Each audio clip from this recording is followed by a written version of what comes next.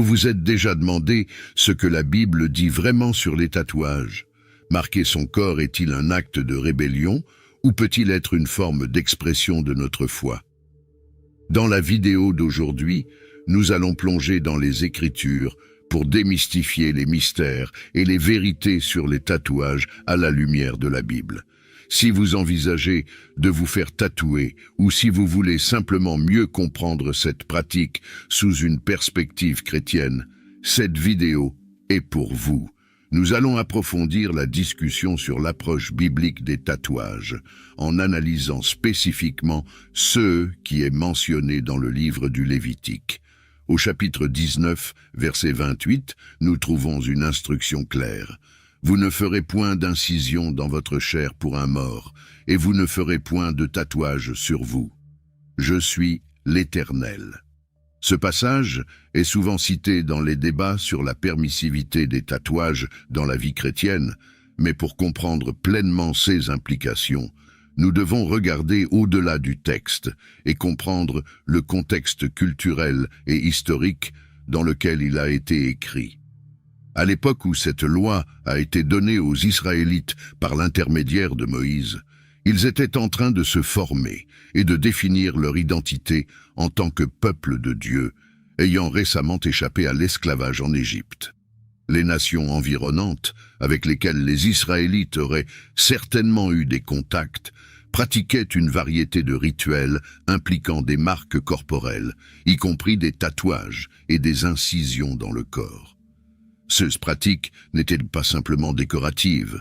Elles avaient des significations profondes associées à des rituels païens, notamment liés au deuil et à l'adoration de faux dieux. Par exemple, il était courant que les rituels de deuil incluent des automutilations comme expression de douleur et de perte, ce qui contredisait directement la vision israélite de la mort et de la résurrection. Dieu, en interdisant ces pratiques, établissait des limites claires pour éviter que son peuple n'adopte des coutumes païennes qui pourraient mener à l'idolâtrie. L'intention de cette interdiction était double. Premièrement, servir de moyen pour protéger les Israélites de l'influence religieuse et culturelle des autres nations. Et deuxièmement, affirmer la sainteté et la séparation que Dieu attendait de son peuple. Par conséquent, plus qu'une interdiction spécifique sur l'art corporel, cette loi faisait partie d'une stratégie plus large pour maintenir la pureté de la foi et des pratiques des Israélites. En considérant cette loi aujourd'hui, il est essentiel de réfléchir aux principes sous-jacents. L'objectif n'est pas simplement d'éviter les tatouages, mais de comprendre la raison derrière la loi. L'appel à la sainteté et à la séparation des pratiques qui pourraient détourner les fidèles de leur chemin spirituel. Pour les chrétiens contemporains, cela peut se traduire par une évaluation attentive de la manière dont nos choix, qu'il s'agisse de tatouages ou d'autres types d'expressions culturelles, s'alignent avec notre identité de disciples du Christ et avec les valeurs que nous voulons exprimer à travers nos corps.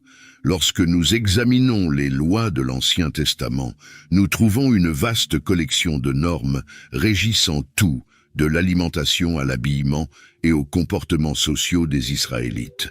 Beaucoup de ces lois, comme les règles sur les aliments impurs ou les instructions détaillées sur l'habillement, peuvent sembler lointaines et même irréalistes pour les chrétiens contemporains. Cela nous conduit à une importante domaine d'études théologiques, l'herméneutique, qui est l'art et la science d'interpréter les textes, en particulier les Écritures sacrées. L'herméneutique biblique nous aide à discerner quels aspects des lois mosaïques sont culturellement spécifiques au peuple d'Israël de cette époque et quels principes ont une application universelle et intemporelle. Par exemple, de nombreuses lois alimentaires du Lévitique étaient en partie des mesures de santé publique pertinentes pour les conditions de vie de cette époque et de ce lieu. Elles servaient aussi à séparer le peuple d'Israël de ses voisins païens, renforçant leur identité unique en tant que peuple choisi par Dieu. Cependant, dans le Nouveau Testament, Nous voyons un changement significatif dans cette approche, notamment dans des passages comme Marc 7:19, où Jésus déclare tous les aliments purs, ou dans Actes 10, où Pierre a une vision qui abolit les distinctions entre aliments impurs et purs. Ces exemples du Nouveau Testament illustrent un principe fondamental de l'herméneutique chrétienne. La nouvelle alliance en Christ transforme ou accomplit bon nombre des prescriptions spécifiques de l'Ancien Testament. À travers le Christ, nous sommes enseignés à regarder au-delà de la lettre de la loi et à nous concentrer sur ces principes sous-jacents, tels que l'amour, la miséricorde et la justice. Cela ne signifie pas que l'Ancien Testament n'est pas important. Au contraire, il fournit le contexte nécessaire pour comprendre pleinement la mission et les paroles de Jésus. De cette manière, l'herméneutique nous aide à appliquer les enseignements bibliques à notre réalité. Elle nous permet de poser la question: que signifiait cette loi pour le peuple à cette époque?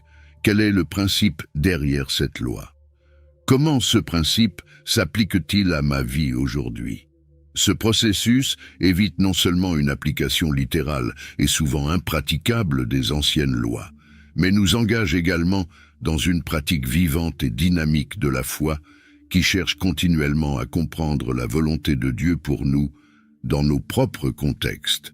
Historiquement, le tatouage était souvent associé à des pratiques considérées comme marginales ou contraires aux normes sociales dominantes. Cependant, au fil du temps, cette perception a radicalement changé. L'art corporel est devenu une forme d'expression personnelle, acceptée dans de nombreuses cultures à travers le monde, y compris parmi les chrétiens. Beaucoup de croyants voient désormais les tatouages non seulement comme une façon de décorer leur corps, mais aussi comme une opportunité d'exprimer leur foi, leurs croyances et leurs expériences de vie. Pour de nombreux chrétiens, les tatouages avec des symboles religieux, tels que des croix, des versets bibliques, ou des images représentant des histoires ou des valeurs bibliques, sont des moyens d'affirmer leur identité et leur engagement envers leur foi. Ces tatouages peuvent servir de rappel constant de leurs croyances, promesses ou moments de transformation spirituelle. De plus, ils peuvent agir comme une forme d'évangélisation, un moyen non verbal de commencer des conversations sur la foi avec les autres. D'un point de vue théologique, bien qu'il existe des passages bibliques comme Lévitique 19:28, qui sont traditionnellement interprétés comme des interdictions de marquer le corps, de nombreux théologiens et spécialistes de la Bible soutiennent que le contexte de ces instructions est spécifique au temps et à la culture dans lesquelles elles ont été écrites. Ils suggèrent que l'esprit de ces lois était d'éviter les pratiques idolâtres et de deuil, qui étaient courantes parmi les cultures païennes de l'époque. Dans une ère moderne, où le tatouage est une forme d'art et d'expression personnelle, beaucoup de chrétiens croient que ces spécificités culturelles ne s'appliquent plus de la même manière. De plus, le tatouage peut être perçu comme une célébration de la création de Dieu, une manière de reconnaître et d'exprimer la beauté et la complexité de la vie que Dieu nous a donnée. Sous cet angle, les tatouages peuvent être vus comme une forme de reconnaissance et de gratitude pour la vie et la foi. Bien entendu, la décision de se faire tatouer est profondément personnelle et doit être envisagée avec prière et discernement. Les chrétiens qui choisissent de se faire tatouer réfléchissent souvent soigneusement à ce que leur tatouage représente et si les images ou les textes choisis honorent Dieu et reflètent leurs croyances. Comprendre les changements culturels et théologiques entre l'Ancien et le Nouveau Testament est crucial pour appliquer les Écritures de manière pertinente dans notre vie moderne. L'une des transformations les plus significatives que Jésus a introduites pendant son ministère fut la nouvelle interprétation et application des lois bibliques, reflétant à la fois une adaptation aux changements culturels et une évolution théologique profonde. Dans l'Ancien Testament, les lois détaillées qui régissaient les régimes alimentaires et les rituels de pureté servaient non seulement comme des orientations pratiques pour la santé et le bien-être, mais aussi comme des marqueurs culturels qui différenciaient le peuple d'Israël de ses voisins. Par exemple, certains aliments étaient considérés comme impurs et donc interdits.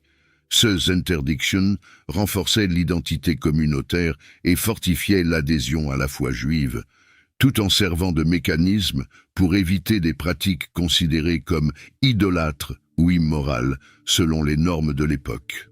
Avec l'arrivée du Christ, cependant, nous voyons un changement paradigmatique significatif. Jésus a enseigné que ce qui contamine une personne n'est pas ce qui entre dans la bouche, mais ce qui sort du cœur. Cet enseignement est exemplifié de manière explicite lorsque dans Marc, chapitre 7, verset 19, il déclare que tous les aliments sont purs. Cette déclaration n'était pas seulement un changement alimentaire, mais représentait une réorientation théologique qui déplaçait l'accent de la pureté rituelle à la pureté morale et spirituelle de l'individu. Ce mouvement de Jésus n'a pas invalidé les lois de l'Ancien Testament.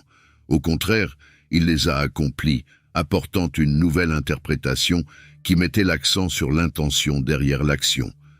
L'accent s'est déplacé des formalités extérieures, qui étaient rigoureusement observées, aux attitudes intérieures qui reflètent la véritable foi. Ce changement théologique significatif souligne la flexibilité et l'adaptabilité de la foi chrétienne, reflétant la nécessité de réévaluer et de réinterpréter les lois bibliques à la lumière des principes moraux et spirituels plus profonds. Cette évolution dans l'application des lois bibliques est vitale dans notre monde actuel, qui est très différent en termes de culture, de technologie et de philosophie du monde ancien. Elle nous permet de comprendre que, bien que les Écritures soient intemporelles dans leurs principes moraux et théologiques, l'application de ces principes peut et doit être adaptée pour répondre aux réalités des nouveaux contextes culturels et sociaux. Par conséquent, le défi pour les chrétiens contemporains est de maintenir une double fidélité. Être fidèle aux principes fondamentaux des Écritures tout en adaptant notre pratique et notre compréhension de ces principes à nos propres vies et cultures. Cela exige une étude attentive, une réflexion profonde et une prière fervente pour s'assurer que notre interprétation des Écritures, tout en résonnant avec les temps modernes, ne nous écarte pas de la vérité éternelle qu'elles cherchent à enseigner. En résumé, les changements introduits dans le Nouveau Testament ne représentent pas seulement des ajustements doctrinaux, ils sont des expansions d'une compréhension plus large de la manière de vivre une vie qui reflète véritablement le cœur et le caractère de Dieu. Ce processus d'interprétation et d'application est continu, exigeant que chaque génération de croyants se consacre tant à la fidélité qu'à l'innovation dans la manière de vivre et de pratiquer sa foi. En abordant la question des tatouages dans le contexte de la moralité chrétienne contemporaine, nous rencontrons une tapisserie complexe d'interprétations bibliques, de traditions culturelles et de perspectives personnelles. Parmi les divers textes cités dans les discussions sur la permissivité des tatouages, la marque de la bête mentionnée dans le livre de l'Apocalypse est souvent mise en avant. Cependant, il est largement reconnu parmi les théologiens modernes que l'Apocalypse, avec son style hautement symbolique et apocalyptique, doit être interprété davantage pour son contenu symbolique et prophétique que comme un guide direct pour la conduite quotidienne. La marque de la bête, par exemple, est souvent comprise comme symbolisant la loyauté envers des systèmes ou des pouvoirs qui s'opposent aux principes éthiques et spirituels du christianisme, plutôt que comme une interdiction littérale de toutes les formes de marquage corporel, y compris les tatouages.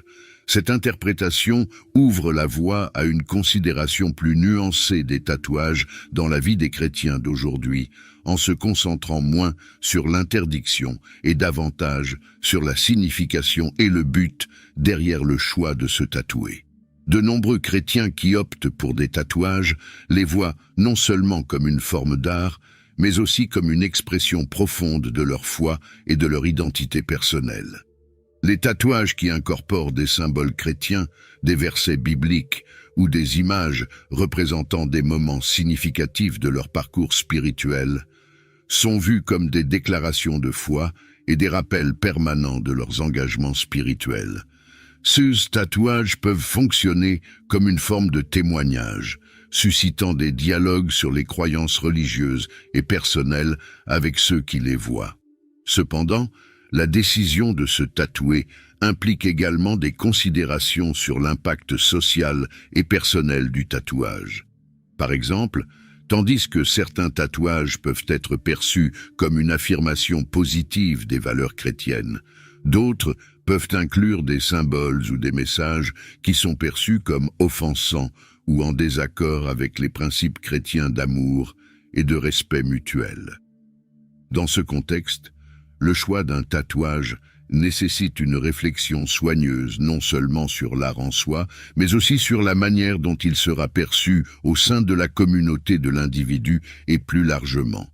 De plus, la discussion sur les tatouages dans le christianisme moderne reflète souvent une compréhension plus large selon laquelle la foi, tout en étant basée sur des écritures et des traditions sacrées, requiert également une interprétation qui soit pertinente pour les conditions culturelles et personnelles contemporaines.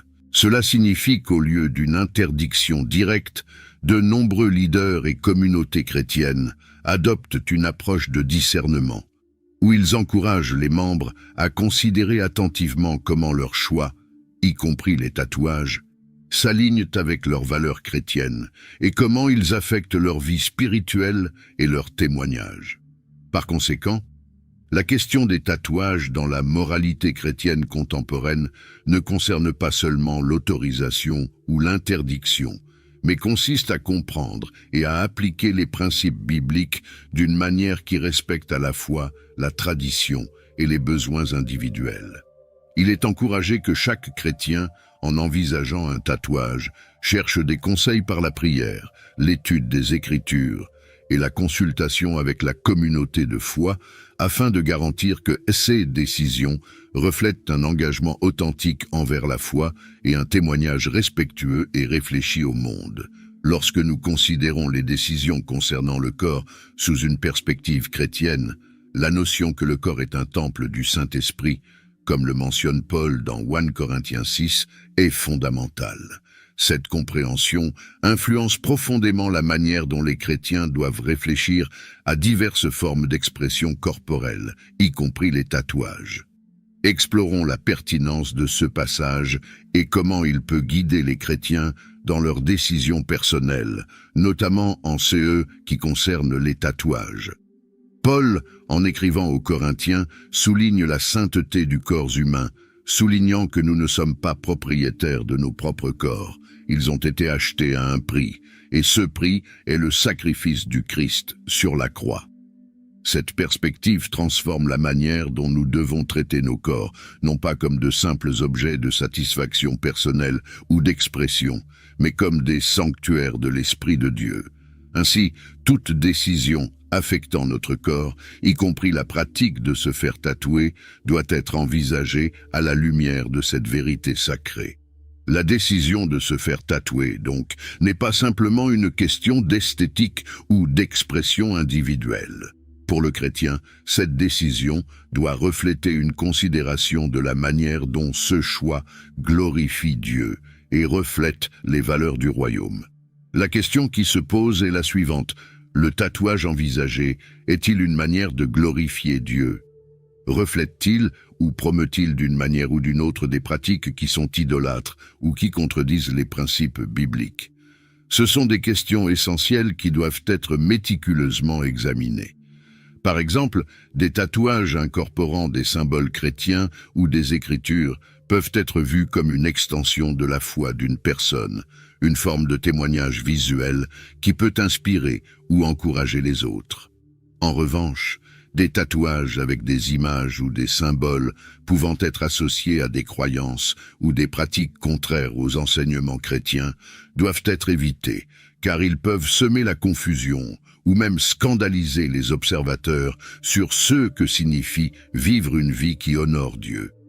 De plus, La décision de se faire tatouer doit être prise en ayant conscience de la permanence de ce choix. Puisque le corps est un temple du Saint-Esprit, les modifications permanentes que nous lui apportons doivent être soigneusement considérées. Cela inclut une réflexion approfondie sur la signification permanente de l'art choisi et son impact à long terme sur la vie spirituelle et le témoignage de l'individu. Ainsi, l'approche de Paul sur le corps, en tant que temple, sert de guide puissant pour les chrétiens lorsqu'ils envisagent des tatouages. C'est un appel à une réflexion profonde, à la recherche de sagesse spirituelle et de guidance par la prière, et si nécessaire, à la consultation des dirigeants spirituels ou des membres de la communauté de foi. La décision finale de se faire tatouer doit être en accord avec la conscience que chaque action entreprise, chaque marque faite sur le corps doit honorer Dieu, célébrer notre rédemption en Christ et respecter le Saint-Esprit qui réside en nous. Dans le contexte de la foi chrétienne, où la vie est vue comme un témoignage continu des valeurs et des enseignements du Christ, la décision de se faire tatouer peut avoir des implications qui vont au-delà de l'expression personnelle. Dans de nombreuses cultures, à travers le monde, les tatouages portent des significations et des connotations variées, ce qui peut influencer profondément la manière dont le témoignage chrétien est perçu par les autres. Explorons comment le contexte culturel peut impacter cette décision et pourquoi la sensibilité culturelle est si importante. Dans certaines sociétés, les tatouages sont profondément enracinés dans des pratiques religieuses ou des rituels qui ne sont pas seulement séculiers, mais parfois clairement païens. Par exemple, dans certaines cultures indigènes, les tatouages peuvent être réalisés dans le cadre de rituels invoquant des esprits ou des divinités incompatibles avec les enseignements chrétiens. Dans ces contextes, un chrétien avec des tatouages peut involontairement projeter une association avec ces pratiques, potentiellement confondant ou même éloignant ceux qui pourraient voir ces marques comme contraires aux principes du christianisme. De plus, dans certaines communautés, notamment celles où le christianisme est minoritaire ou où les traditions conservatrices prédominent, les tatouages peuvent être vus comme un acte de rébellion ou un manque de respect envers les normes sociales et religieuses. Dans ces lieux, les tatouages peuvent rendre le dialogue sur la foi plus difficile, car ils peuvent être perçus d'abord comme un signe de déviation, avant même qu'une conversation substantielle sur les croyances personnelles puisse avoir lieu. Par conséquent, pour un chrétien, la sensibilité culturelle n'est pas seulement une question de respect ou d'étiquette sociale. C'est une extension du commandement d'aimer son prochain et d'être un bon ambassadeur du Christ. Avant de décider de se faire tatouer, il est prudent de considérer soigneusement comment un tel choix peut être interprété dans son environnement culturel. Cela implique de réfléchir à si le tatouage sera vu comme une expression respectueuse de la foi ou s'il pourrait créer des barrières entre le croyant et la communauté. Cette prudence est encore plus cruciale lorsque les chrétiens sont impliqués dans des missions ou des ministères dans des cultures différentes de la leur.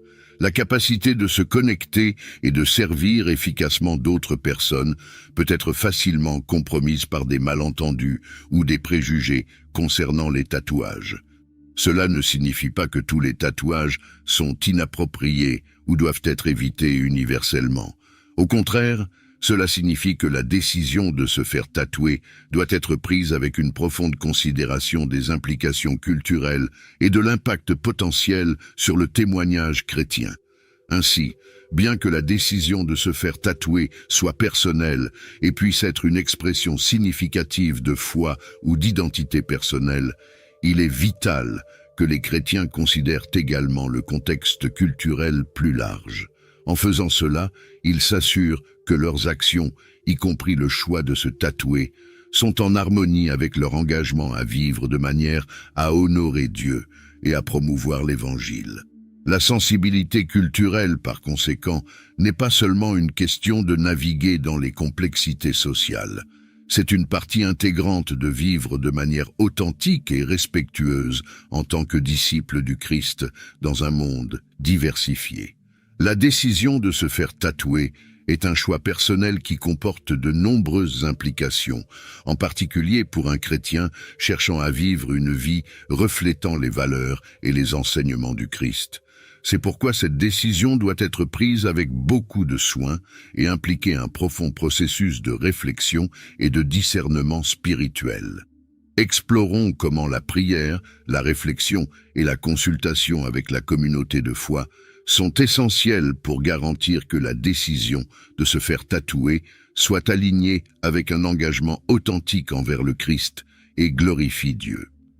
Tout d'abord, la prière est fondamentale dans le processus de discernement. Par la prière, les chrétiens cherchent la direction de Dieu et la sagesse du Saint-Esprit. Lorsqu'on envisage de se faire tatouer, il est important de rechercher dans la prière la clarté sur la motivation derrière ce choix.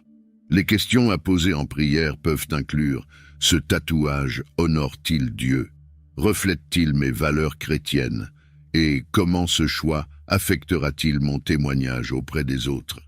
La prière sincère ouvre notre cœur pour recevoir la direction de Dieu et aide à garantir que nos décisions s'alignent avec sa volonté. En plus de la prière personnelle, la réflexion est cruciale. C'est le moment de méditer profondément sur les raisons personnelles de se faire tatouer et de considérer les conséquences de ce choix. La réflexion doit impliquer une évaluation honnête de la manière dont le tatouage s'intègre dans votre parcours de foi et de la manière dont il peut impacter votre relation avec Dieu et avec les autres autour de vous. C'est un moment pour peser les avantages et les inconvénients, en réfléchissant sur des aspects tels que la nature permanente du tatouage et sa signification à long terme. La consultation avec la communauté de foi est également une partie vitale du processus de discernement. La foi chrétienne se vit en communauté, et nos frères et sœurs en Christ peuvent offrir des perspectives précieuses que nous ne considérons peut-être pas seuls. Ils peuvent aider à discerner si le tatouage est approprié et s'il s'aligne avec les principes bibliques. De plus, la communauté peut offrir un soutien et des conseils sur la manière dont le tatouage peut être perçu dans le contexte de l'Église et de la société en général. La sagesse collective et le soin de la communauté sont des ressources inestimables qui peuvent guider une personne à faire des choix qui glorifient Dieu. Ainsi, la décision de se faire tatouer ne doit pas être impulsive ou superficielle. Elle nécessite une prière diligente, une réflexion profonde et une consultation avec d'autres croyants. Ce processus de discernement est crucial pour garantir que chaque choix, y compris l'art corporel comme les tatouages, soit un reflet de l'engagement d'une vie qui glorifie Dieu et manifeste l'amour du Christ. En suivant ces étapes, les chrétiens peuvent prendre des décisions plus informées et spirituellement sages qui non seulement respectent leur foi, mais enrichissent également leur témoignage et leur parcours spirituel.